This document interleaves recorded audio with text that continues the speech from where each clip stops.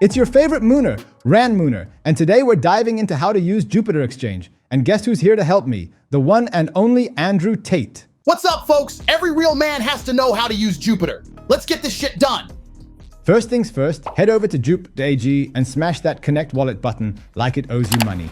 Yeah, make sure you connect your wallet, or else you're just window shopping, and we ain't got time for that. Next, choose your wallet from the list. Whether it's Phantom, Solid, or any other Solana wallet, just pick your poison and sign it to connect. If you can't figure out how to sign it, then maybe crypto isn't for you, champ. Now select the coin you want to swap. Double check that you're using the correct contract address because you don't want to end up with some scam coin.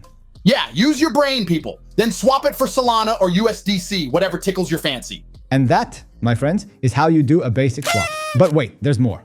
You can also place limit orders and DCA orders on Jupiter. Limit orders let you set the price you want to buy or sell at. DCA orders help you buy in intervals to avoid market fluctuations. So, to sum it up, use Jupiter to swap, set limit orders, and place DCA orders. It's like having a Swiss Army knife for your crypto trades. If you're not using Jupiter,